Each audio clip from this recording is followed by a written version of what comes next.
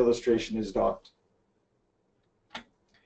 As I said, Canada is studying the provision potentially of providing another robotic manipulator. As many of you know, Canada provided the Canadarm, or the robotic manipulator, for the space shuttle. Canada's provided the mobile servicing system, which is comprised of a Canadarm2, a robotic manipulator, Dexter, a two-armed robot, and a mobile base station. We provided that to the ISS, and so it's fair to say the international community looked to us, and we also had an interest to look to see about studying whether we would provide a third robotic manipulator, let's say, in the series of builds that we've made. And you can see some of the breakdown of the robotic manipulator. As you would expect, the first Canadarm on the shuttle was more primitive than the Canadarm2, which is located on the space station, which ultimately this robotic arm will be different than what's on the space station, but it will also be a significant step up in technology, autonomy, based on lessons learned, and obviously the technologies that have grown up around us and that we have today at our disposal that we didn't have 30 years ago when the Canadarm2 was being designed for ISS purposes. So here you see somewhat of a decomposition of the robotic arm. Some of the major activities or tasks foreseen for the robotic arm would be capturing free flyers, and by that we mean capturing space vehicles as they approach the Deep Space Gateway and then berthing them to the Deep Space Gateway. Some vehicles will dock directly to the gateway. Some vehicles will be captured by the arm and berthed, or essentially installed to the Deep Space Gateway. You have a large robotic manipulator that allows us to do external maintenance. It will allow us to support astronaut spacewalks if required. And one notable thing that the current Canadarm on the ISS, well, let me step back a bit. The current Canadarm on the ISS, Canadarm2 that is, can be fully maintained in space. The space shuttle Canadarm could not. It had to be maintained on Earth. The one on the ISS can be maintained in space by doing spacewalks and removing things. The vision for a future DSXR, or Deep Space Robotic Exploration Robotic Arm, would be for the arm to be able to maintain itself. And so essentially it can remove all of its own ORUs or spare components, either using itself or its small dexterous arm to do the maintenance. So again, an evolution of capability and technology. So how do we get to how do we build this Deep Space Gateway, and what's the sort of notional plan? So on this chart, which is an excerpt from a NASA chart that's available online, what you can see here is using the Space Launch System, and I'm not going to go through this in any detail, it's just to show that it's a progression of launches to gradually build up a Deep Space Gateway and to establish, as we call it in phase 1, the beachhead, if you will, to establish the Deep Space Gateway capability, the vehicle orbiting the Earth, and you can see that on EM2, Exploration Mission 2, the power propulsion element, changing the words, it used to be bus, now it's an element, would launch. The habitation module would launch on a follow-on flight. Logistics module would launch on a follow-on flight. And with that logistics module would also launch a robotic arm. It's co-manifested. And on the EM5, we would launch the airlock. And then with those series of flights, you would see the buildup of the Deep Space Gateway.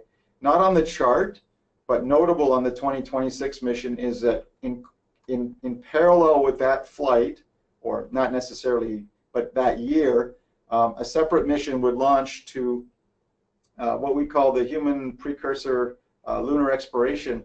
So another mission would launch, which would take a descender, a rover, and an ascender, so basically a vehicle to the lunar surface, where a rover would be able to unload, will be able to explore the lunar surface for a period of time, take samples, return them to the descender or the vehicle itself, place them in the ascender. The ascender would then launch from the lunar surface and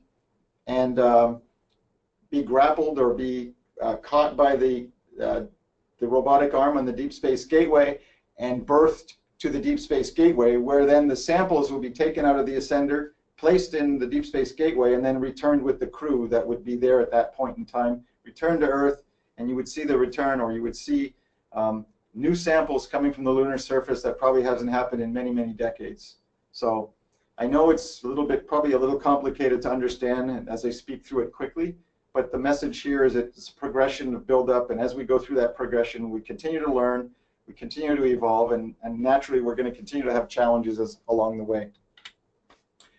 The functionality, I've spoken a lot about that, but really the gateway is going to provide the ability to support multiple objectives, NASA objectives, commercial objectives, partner objectives, whether that partner be Canada or others, depending upon decisions that will be made in the future. And they set the stage for not only phase 1, but everything beyond phase 1. We're building a foundation, and we're gradually evolving further and further from Earth. The gateway is designed for deep space environments. It's going to support a crew of 4 for up to 42 days. That can change. This is the current thinking. And this basically supports the buildup of the deep space gateway until we see a deep space transport come and dock and mate with the deep space gateway. And you can see some of the early, we've talked a bit about that, so I think I'll move on. A few, just again, all artistic illustrations. You can again see on the left deep space gateway with Orion approaching.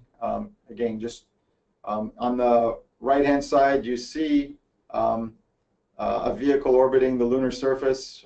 Again, this could be an ascender. This could be some sort of a lunar lander. We're not at that level of evolution of the thinking, but there's obviously some possibilities. You see humans on the moon's surface. We talked about that. Various nations have various objectives, and it's meant to be an inclusive overall mission. Moving into the Deep Space Gateway phase 2 and 3, or beyond Deep Space Gateway, here you can see ultimately you see the Deep Space Gateway in the background, and you see what we refer to as the Deep Space Transport approaching it. Again, artists' illustrations. Of course, a lot will change by the time these are built, if they are ever built. But you have to start somewhere, and ultimately what we're working on today is a conceptual baseline that will evolve and then progress to become more tangible in the future. Again, I won't say too much about this. You see, again, once we have a gateway in place, there's a build-up to give the capability for humans to go beyond the lunar surface. Now with the gateway, we're in the lunar vicinity, we're orbiting the moon, we can do science on the moon's surface. We're certainly doing science and understanding human physiology as it relates to exposure to the radiation levels of being in the lunar vicinity. But here you can see with the further delivery of space launch systems and Orions, the buildup of the deep space transport, more logistics and fuel, more logistics, because ultimately, if you're going to take people even on a journey to Mars and a flyby of Mars and return back to Earth, they're going for a 2 to 3 year period. They're going to require a lot of food and a lot of water, a lot of other supplies, and so there's a lot of logistics going into that. And ultimately, you would see that in EM 10 and 11, we're basically showing the staging, the final staging before taking the vehicle, the Deep Space Gateway and the Deep Space Transport on a Mars simulation. First there'll be a Mars simulation in 8 and 9. If you look at the very bottom there, you see 300 or 400 days just going into deeper into space and then returning back to the moon, and then ultimately in the very early 2030s you would see an actual Mars transit and return to the Deep Space Gateway. So clearly, a stepwise get a foundation established at the lunar vicinity, make sure you can live and work and survive there, I won't say in comfort, but safely, and then shake down your vehicle, take it out for a spin, 300 or 400 days, make sure the technology is supported. At that point, closed loop life cycle systems will be required, and then ultimately, when you come back from that, all things being considered, you learn your lessons, you make some adjustments, and then at some point, it's going to be a decision will be made that it's time to make transit to Mars, and that's now you go from 300 days to maybe 600 to 900 days. A major step up, but again, always done with the greatest care for safety, managing risks. Of course, there are risks, but risk management and safety are always paramount in this business. So how do we prepare for this? Mentioned a lot. The International Space Station operations and utilization that we're doing today and have done in the past is this very, very strong foundation for this. From a Canadian perspective, we've over the course of our 16 or 17 years of operating the mobile servicing system, which is Canada's contribution to the ISS, we've evolved our system and given it more autonomy and more capabilities, and we're actually going to step that autonomy up even another notch in the next 2 or 3 years. And again, what we learn now on the ISS is going to benefit us for any future investments into the future. Dextra deployable vision system is another technology that we've introduced most recently to the ISS, which is really, how do I put this, giving us greater capability with vision systems in terms of approach and rendezvous, and in terms of monitoring approaching vehicles, in terms of being able to inspect with very, very minutely the surfaces of various modules, and we see that that's going to become more and more important as the ISS ages, and that technology obviously will leverage forward to any future involvement that Canada may have. Of course, we have technology development ongoing at all times, and we're looking, and we've been given the mandate by government in the last year to look at potential areas for Canada to contribute to future missions in space exploration. So obviously that's why we're in discussions and we're participating in the planning with the partnership, and in parallel we're looking at how Canada can contribute and what we can bring back to government for their decision. Again, a couple of illustrations there. We've done some research and development in the past on robotics and also on rover technology in terms of understanding how to build rovers, but most importantly, I think also understanding how to operate rovers and the various pitfalls that will befall us when we try to use those technologies in the future. Very quickly, trying to keep on time here. This is an example. As I said, the government gave us the go-ahead to start doing some studies. So what you see here is essentially a very high-level schedule of some of the. So you can see some of the contracts we've awarded in blue to study various technologies and potential and their potential for deep space, the Deep Space Gateway, and providing that technology, the Deep Space Gateway, trying to understand what it will cost, obviously whether we can do it, the technology behind it. Lunar surface mobility or rovers, lunar surface, we have a couple of studies ongoing. We're looking at robotics, as would be expected. We're looking at the scientific aspect, the precursor to human and scientific rovers. That line there really talks about what kind of science can we do with a human and scientific rover capability on the lunar surface, particularly. So there's a science element we need to flesh out. Looking at relative navigation systems, another technology Canada is very strong in. So we're looking at the applicability of those types of technologies going into the future. And as you can see, we're in the very early phases of a serious amount of work on trying to understand medical conditions.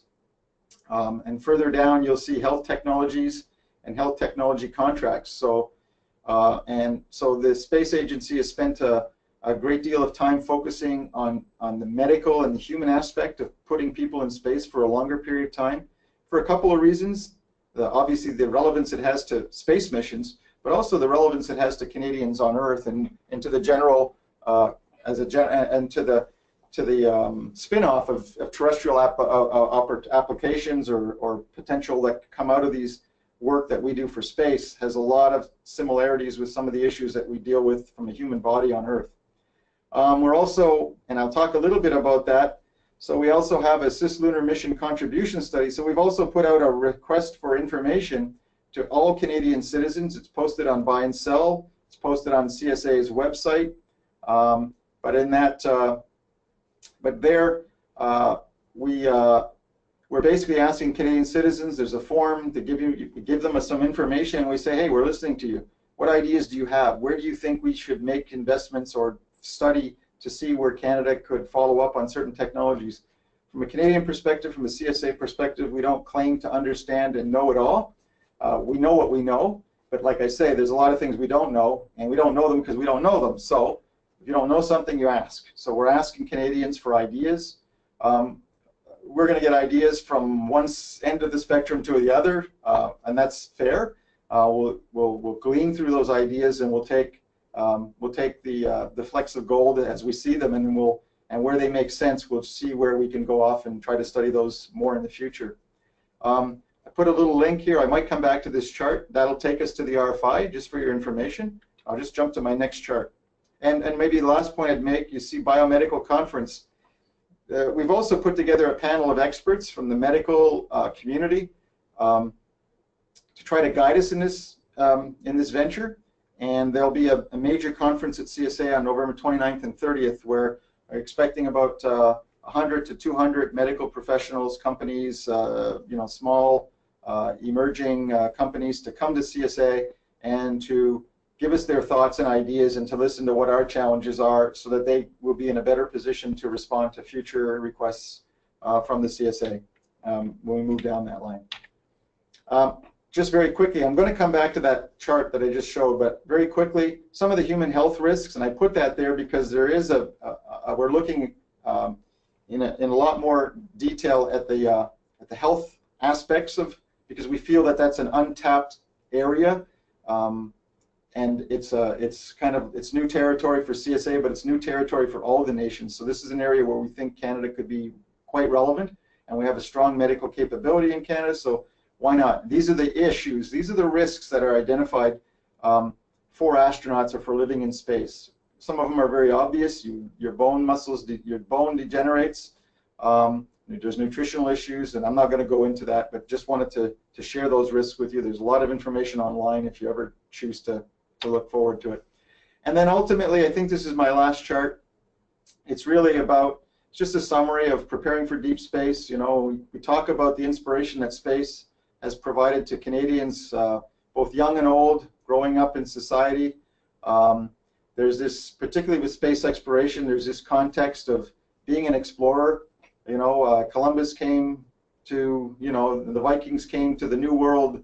They were looking to explore. They were taking risks. There was a benefit for them, and they didn't know what it was at the time, but ultimately we know how it turned out. And I think the same applies for people on Earth. Now we want to go beyond Earth. We went to low Earth orbit, and then there's those that want to go beyond low Earth orbit into space. And there's benefits, but there's also this sort of curiosity that drives, an inspiration that drives Canadians. So I think ultimately you can read the text as you will, but Canada is preparing to contribute some pretty critical, innovative, and visible elements. We have certain things that we're looking at from a space agency perspective. Government has asked us to study this, and we'll bring that back to government for decision in the future. And so this kind of identifies some of the things. We're looking for visible contributions, critical contributions, things that can be scalable, that showcase Canadian innovation, that will lead to flights for our astronauts. They're our greatest ambassadors, and that will obviously bring back benefits to Canadians, everyday benefits. I think that's the end of my talk. Before I go, I'll just bring you back to the RFI. I put a little hyperlink there. And ultimately, I just wanted to show you, if you come to CSA's website, this RFI is online. It provides you a whole bunch of information. It'll give you a whole bunch of references. Again, there's certain information we can share, and there's certain information we can't. This is all publicly available, and everything I presented today is more or less publicly available. And it will help give context to people and or companies that are going to present ideas to us. And the RFI will take you through that process for sure. And with that, I think I am finished. I'll come back to this chart, and I'll hand it back to the moderator. Thank you very much. Thanks a lot, Pierre. Can everybody hear and see me at the moment? I hope. Okay, that's great. So, Pierre, that was quite a trip we took from our simple terrestrial day-to-day life into the world of space exploration, which is not quite as distant, I think, as many of us would tend to think. And of course, you spend your working life immersed in the issues related to leaving Earth and exploring the near environment and maybe even further out in the solar system, it's a fantastic and enviable position, I think, for many of us who are interested in this topic. I'm sure we've had a few questions submitted, and I'm going to try to roll up some of them into a single question. A couple of them have referred to particular areas that challenge us as we think about exploring space, especially human space exploration. So in terms of the technology, for example, Pierre, that is required to enable human space exploration versus robotic or non-human space exploration, what do you think would be the key technological areas that need to have problems resolved in them as we reach out further into space? Okay. So I think I asked that question actually. I was in Europe and I asked Tim Peake, who is the UK ESA astronaut from the UK, and I asked him the question. I said, "So Tim, what's the biggest challenge in your mind as it relates to space travel deeper into space?" And his one-word answer was radiation. You know, there's so many things that, you know, like for example, in low Earth orbit, when an astronaut goes to space station for 6 months, their muscle will deteriorate, their bone density deteriorates. These are things that are well understood. Well, I won't say well, that are understood by physicians and researchers. But you can fight that by doing exercise. So on the ISS, they are exercise machines. You stress your muscles don't atrophy as quickly. You know, your bones don't atrophy as quickly if you stress them. But radiation, within the low Earth orbit, we're protected by, you know, by the Van Allen belt. There's there's radiation, but it's not as extreme as it is when you go beyond low Earth orbit. Then the radiation environment gets worse. So, and that's an area that, you know, it's a deterioration. You can't bring it back. If you lose bone, you can replace. You can have bone recover by doing exercise. Your body will fix itself. Radiation is it's a permanent, as we understand it today, a permanent disability. You can't, once it kills the cells don't grow back. And so that's an area that I think a big challenge. So one area, there's many. You mentioned Canadian experience in the area of life sciences. Certainly the experience of Bob Thirsk and Chris Hadfield and their relatively long duration missions would have brought back an abundance of information about those areas of deterioration that you've mentioned. But what was done during their missions about radiation? How is radiation mitigated aboard the ISS? Well, basically, fundamentally the radiation that's mitigated aboard ISS. I mean, there's really nothing you can do about it in the sense that it's mitigated by the structure itself. So I'm not a radiation expert or anything by any means, but I mean, you know, I think if you put it, if you really wanted to protect a human being from radiation, you would just wrap them in a water blanket, a blanket of water, and that would go a long way to protect you from radiation. But nonetheless, once you're inside the ISS, you're exposed to less radiation than if you put on a space suit and go out into a spacewalk. You're going to get more radiation. So radiation is basically filtered by the amount of structure that the radiation has to pass through. So there isn't a lot, but fortunately in low Earth orbit, although the astronauts take more radiation than we do on Earth, it's not life-threatening. There's been no research to say that, oh, you can only spend 3 months in low Earth orbit or you're gonna face long-term health issues. So they follow the lifespan of all astronauts. So all astronauts, once you're an astronaut, they go on medicals every year till they die, and part of that is to understand in the very early days when they were astronauts, did it lead to you know, is it going to lead to a deterioration of life? And I think the current understanding is no. Of course, that could change. Long answer, I think. That's a big question. Yeah. There's a question here from a fellow by the name of Glenn Priestley, who works for an aero association in the north of Canada and is participating with us today. Glenn asks, well, he says, thank you for a great presentation. His question is, how can we attract youth, especially youth from northern and remote locations of Canada, into STEM programs that provide a path to a career? This is a particular concern of Glenn's. He does a lot of work in northern and remote locations in Canada, and one thing it calls to my mind, and I guess you can expand on this, is the collaborative program that we have with students with Norway in sounding balloons, which isn't space travel exactly, but it has to do with space. So I wonder if how you would answer that about getting youth involved in STEM programs that might be a career path, but that they can do from far north. Yeah, no, it's a really good question. Thanks for the question. I'm probably not going to give it the best answer possible, but I think the most important thing is that we do recognize the importance of STEM. I think that's something that, you know, in the ups and downs of running an organization, sometimes at one point it's important, and then sometime down it becomes less important. But STEM has become most recently a very, very important activity to follow up on. And in fact, within the CSA, there's a lot of work going on now to develop a better STEM strategy, a strategy that will be able to reach out to young people, you know, in the early years, you know, in the kindergarten years, right up through to high school and university. And you have to, at that, you know, over that sort of lifespan, you've got to treat it differently, obviously. First, you have to capture their attention, and then you have to nurture that attention with opportunity.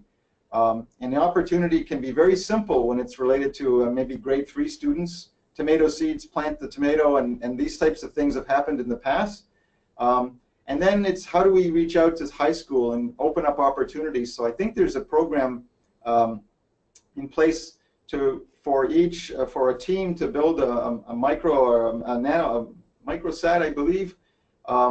Every province, territory is contributing towards building. So I think we have to have more outreach activities that draw the youth into the activity. And obviously our best ambassadors are the astronauts, but there's only 3 or 4 of them. You know, there's 4 right now. 2 of them are too busy training to do much, and actually 3 are too busy training to do much, and then there's 1.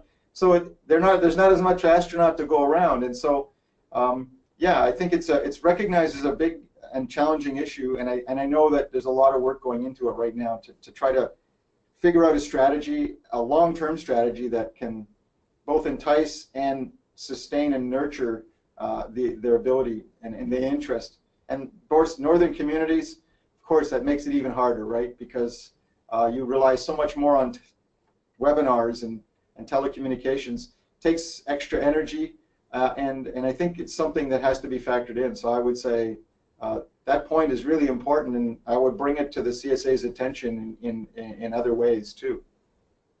Well, I know the CSA is substantially ramping up its outreach program, and I know, Pierre, that you're going to be very much involved in this resurgence of resources and other energy that's going to get put into outreach. Of course, distance learning is an area that the CSA has pioneered, not just with hardware, but also with software and downlinks and you know, the ability to reach out with learning, with health services being provided at arm's length, and so on. You know, I think the CSA has already got a lot of experience and is well positioned to make this outreach program more robust, and of course CASI will do what we can to work with CSA to help get the message out. And I just want to say that we're entirely at your disposal if there's something you can think of that we can do to help you out in that area. I have a question from Darius Nikanpour, who is a frequent participant in CASI activities, and of course who you probably know as well.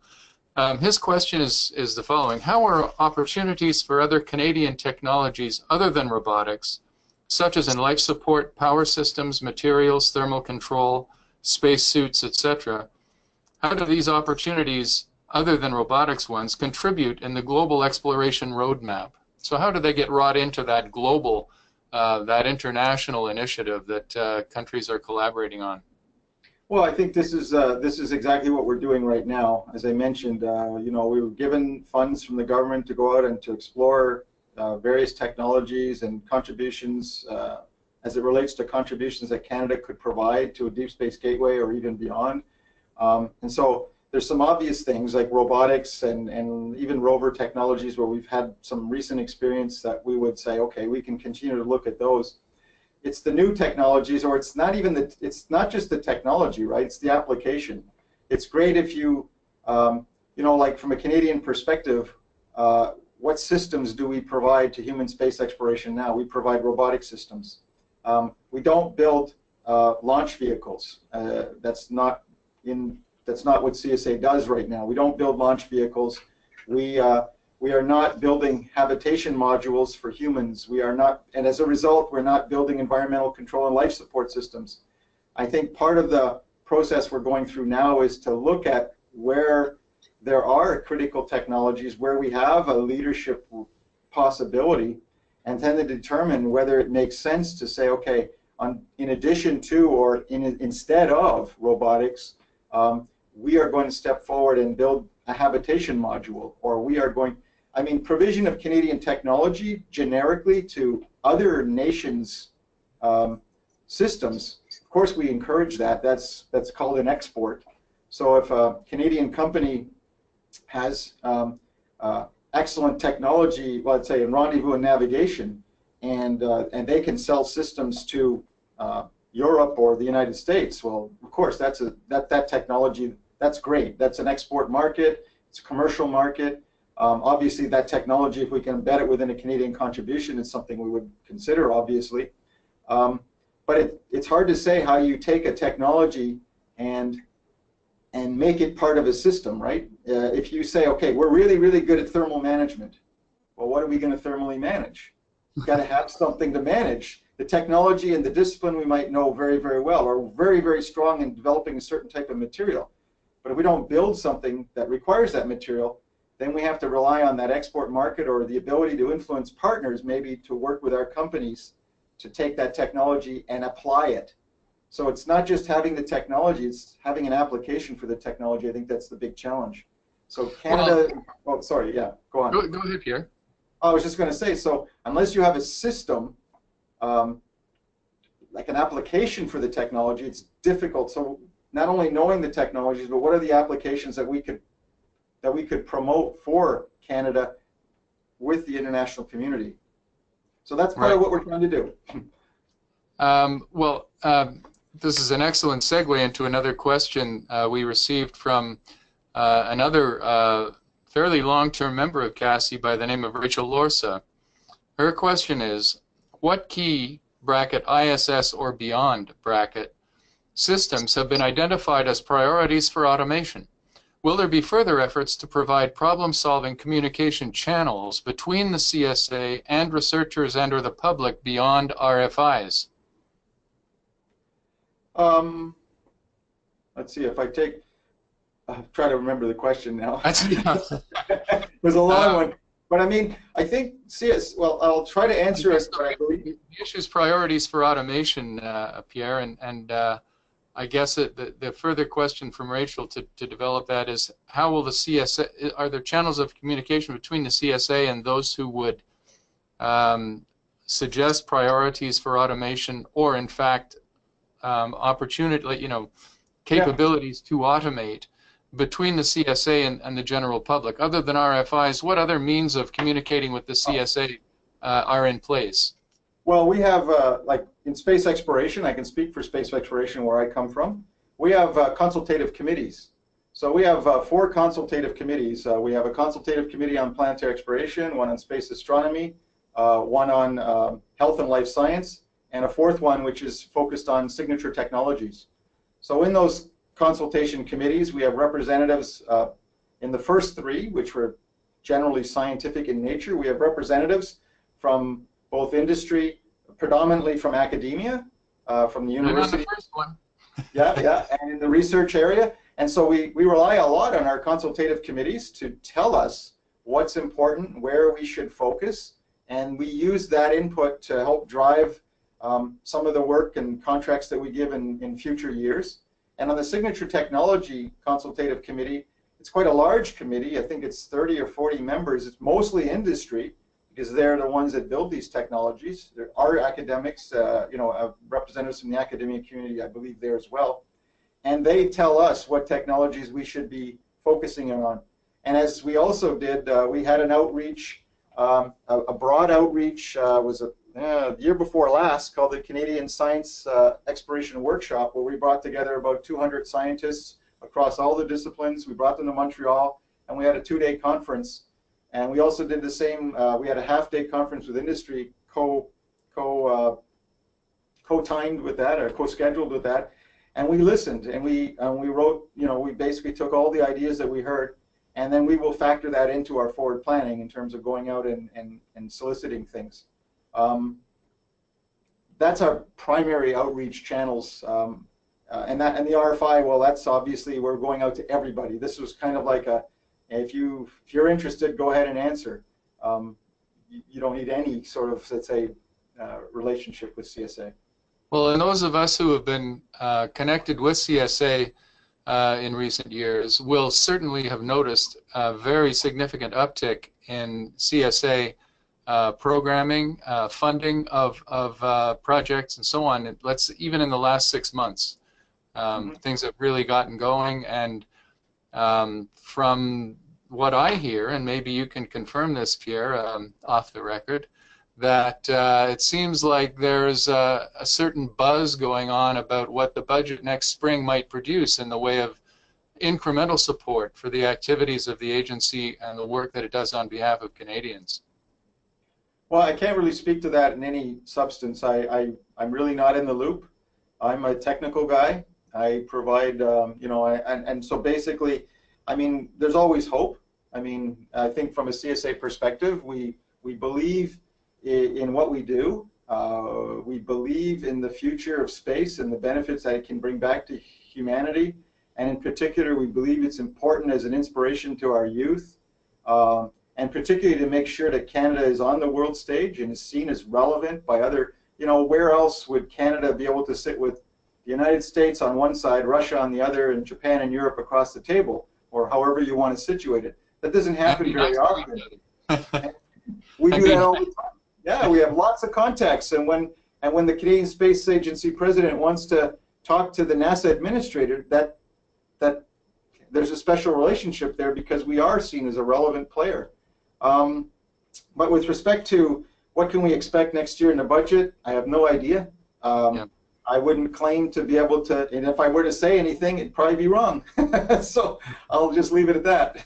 Yeah, well, I appreciate being circumspect about that, Pierre, especially given your role with the agency. The feedback I'm getting is very strongly positive, and I think we can all maybe take a little bit of energy from that, and kind of further to us all feeling good about space in Canada and maybe wanting more of it and more support for it.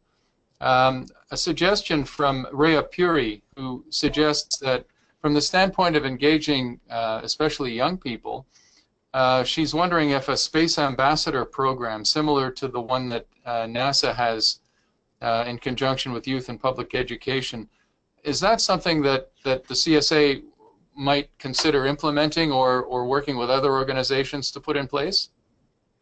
I would say, I mean, I can't speak to specifics because it's not really my area of oversight, but I think fundamentally what I would say is that we do recognize the importance of youth, and we do recognize the importance of STEM, and just to sort of highlight that, in the International Astronautical Federation, which is sort of the highest level body governing a lot of the space disciplines, Canada is now the leading I forget what it's called because it's not my, but it's basically the student activities. There's this whole student program, and these are talking mostly university student level, and that there's a whole student program that's overseen by this International Astronautical Federation, and CSA is now leading that for the next 2 years. We'll be chairing that. So that goes to show that we do see it as important, and we bring students to the IAF every year. So where, even where there might be only 4 or 5 CSA peoples at the IAF. There's going to be more than that in students, as we saw in the last IAF. So it's definitely important. And are we considering programs like ambassadors? I can't speak to that, but there are people in this building that are working on that right this minute. And if you have thoughts along those lines, there's no harm in sharing them with the space agency, either by writing to one of the director generals or writing to the president and sharing your ideas. I mean, it's a democratic country, and we're here to listen, for sure. We don't have a whole lot of time left, but I really want to squeeze in one question from, I'm sure, one of your biggest fans, Kieran Carroll, also a frequent participant in CASI activities and actually has chaired Astro conferences in the past.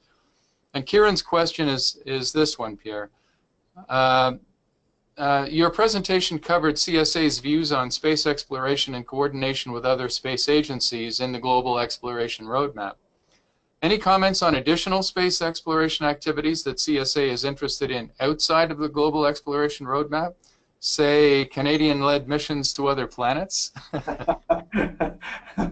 Well, of course. I mean, today's speech was on human exploration and where we're going there. But in parallel with that, we have a planetary exploration program and a space astronomy program. It's fair to say that quite recently we've been just the way the budget has sort of laid itself out. We haven't initiated a lot of new programs from a space exploration perspective, budget driven, and I'd say opportunity, not just budget, but a number of different factors. And so, there's been other challenges in the agency. So we have to use our money to deal with the biggest challenges at the time. But looking ahead, yes, it would be and we recognize that, the industry of that type are looking for a steady, regular cadence of missions, both some big, mostly small, to be able to give that foundation of continual investment, continual evolution of technology. So there definitely is an interest in doing that. Of course, budget is a big factor.